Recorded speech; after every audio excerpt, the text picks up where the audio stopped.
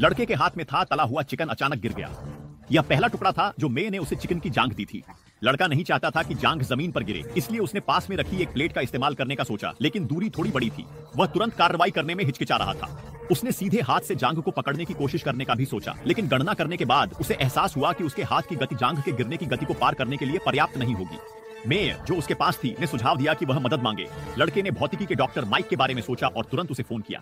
जब माइक को पता चला कि जांघ गिरने वाली है तो उसने मामले को गंभीरता से लिया। उसने बाहरी हस्तक्षेप से बचने के लिए दरवाजे और खिड़कियां बंद कर दी और डेटा इकट्ठा करना शुरू किया। लड़के ने बताया कि जांघ जमीन से 1.08 मीटर की ऊंचाई पर थी और प्लेट उससे 2 मीटर की दूरी पर थी। माइक ने वायु प्रतिरोध, गुरुत्वाकर्षण की गति और लड़के की दौड़ने की गति पर विचार किया। सटीक गणनाओं के बाद उसने निष्कर्ष निकाला कि लड़के को प्लेट तक दौड़ने, उसे पकड़ने और जांघ के ठीक नीचे फेंकने के लिए 0.4 सेकंड की आवश्यकता होगी।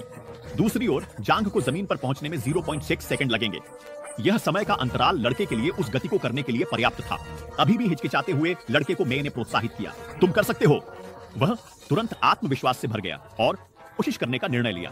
अपनी पूरी ताकत से वह प्लेट की ओर दौड़ा, उसे जल्दी से पकड़ा और उसे जांघ के नीचे जमीन पर जोर से फेंका। हालांकि फिसलन भरी सतह के कारण प्लेट जांघ के 0.3 मीटर आगे फिसल गई। लड़का सदमे में था, अब तो सब खत्म हो गया। हालांकि माइक ने देखा कि अभी भी एक मौका था।